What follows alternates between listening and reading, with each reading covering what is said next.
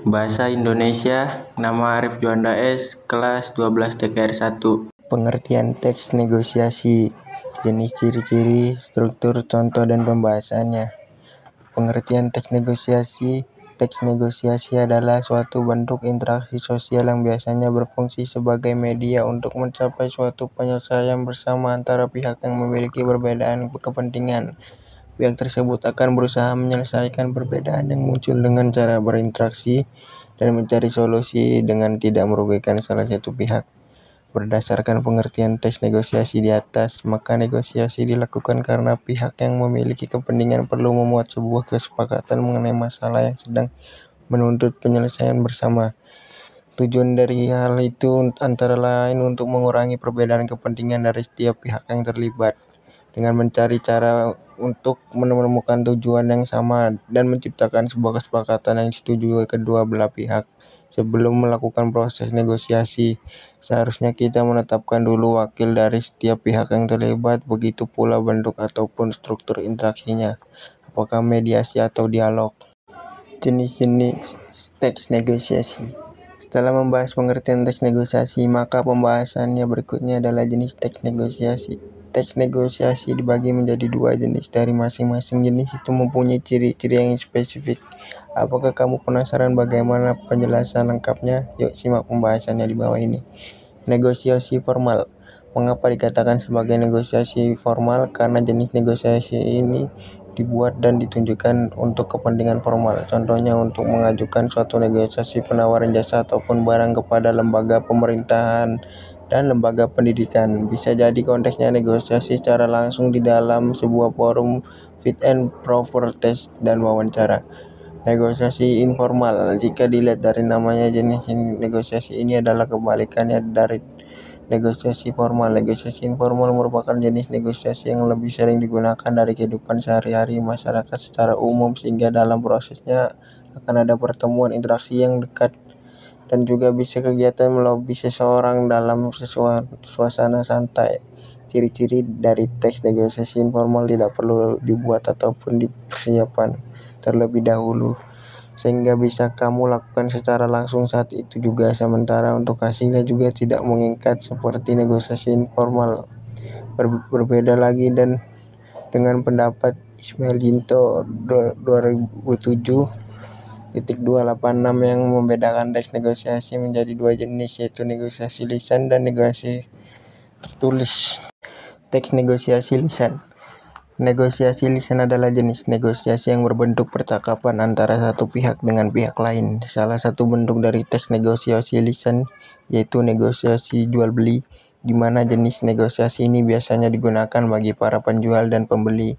Barangkali kamu adalah salah satu orang yang pernah melakukan negosiasi saat melakukan belanja online ataupun offline.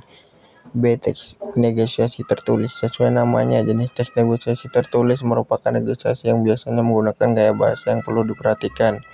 Misalnya saja dengan menggunakan bahasa yang baku dan pastinya menggunakan bahasa tulis.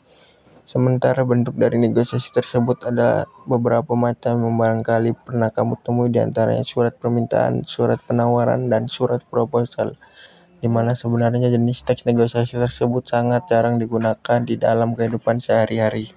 Ciri-ciri teks negosiasi. Seperti yang sudah dibahas sebelumnya, bahwa pengertian teks negosiasi adalah suatu proses tawar-menawar antara kedua belah pihak hingga tercapai suatu persetujuan dan pembelian. Negosiasi di dalam kehidupan sehari memang seringkali kita gunakan, akan tetapi kita tidak selalu menyadari hal itu. Adapun contoh negosiasi yang seringkali kita perhatikan di dalam kehidupan sehari-hari adalah ketika kita melakukan penawaran saat membeli baju, sepatu, baik itu online maupun secara langsung. Mungkin karena sudah terlalu biasa dilakukan, kita sampai tidak bisa tahu mengenai ciri-ciri teks negosiasi itu sendiri. Berikut ini penulis akan menjelaskan mengenai beberapa ciri dari teks negosiasi.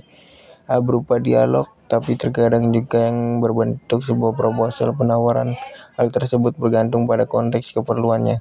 B. Ada lawan yang bisa diajak dialog. Apabila dialog sendiri berarti itu bukan termasuk negosiasi. C berupa kegiatan komunikasi baik secara tertulis ataupun lisan, langsung ataupun tidak langsung. D munculnya proses negosiasi karena adanya perbedaan antara dua belah pihak. Tujuan akhir dari negosiasi adalah mendapatkan kesepakatan. Tujuan teks negosiasi. Pengertian teks negosiasi sudah, ciri-ciri negosiasi juga sudah, dan jenis teks negosiasi juga sudah. Kini yang akan dibahas adalah tujuan teks negosiasi. Tujuan teks negosiasi dibagi menjadi 3 diantaranya. 1. Bertujuan untuk memperoleh kesepakatan yang di dalamnya terkandung beberapa kesamaan seperti saling mengerti dan saling setuju. 2. Dapat menemukan satu jalan keluar atau penyelesaian dari negosiasi yang telah dilakukan oleh kedua belah pihak. 3. Pihak yang melakukan negosiasi sama-sama memperoleh keuntungan serta tidak ada pihak yang merasa dirugikan atau dikenal dengan istilah win-win solution. Kaidah kebahasan teks negosiasi. Inti dari pengertian teks negosiasi adalah suatu percakapan tawar-menawar untuk mencapai suatu persetujuan. Ketika kamu melakukan negosiasi, sebaiknya menggunakan kaidah kebahasan teks negosiasi. Berikut ini kaidah kebahasan teks negosiasi yang perlu kamu perhatikan. 1. Adanya kalimat atau ungkapan yang bersifat membujuk atau persuasif. 2. Selalu mendengar argumen sampai akhir dan tidak menyalahnya. 3. Kedua belah pihak meminta saling memberikan penjelasan tentang argumennya. 4. Selalu menggunakan bahasa yang tidak menyakiti atau bahasa yang santun. 5. Setiap kesepakatan atau persetujuan antara kedua belah pihak saling menguntungkan. 6. Berisi tentang percakapan antara kedua belah pihak. 7. Memiliki sifat berupa pemerintah dan memenuhi perintah. Dengan kaidah kebahasan teks negosiasi di atas, maka ketika membuat teks negosiasi atau melakukan negosiasi sebaiknya tetap memperhatikannya supaya negosiasi yang dilakukan berhasil. Struktur teks negosiasi. Dapat dikatakan bahwa ilmu negosiasi penting untuk diterapkan di dalam pekerjaan ataupun dalam kehidupan sehari-hari.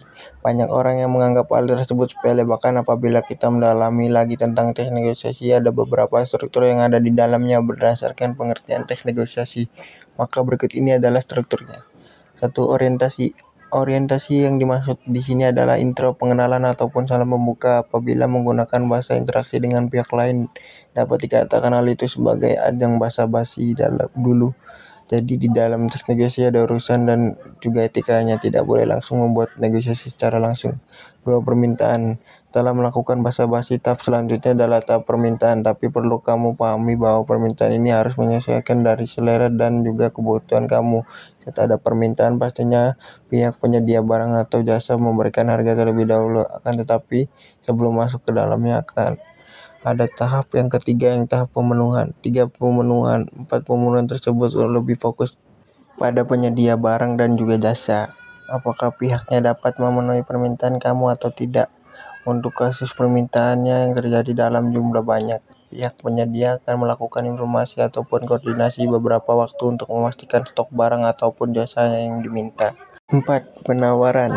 Di sini kita sudah masuk ke tahap penawaran.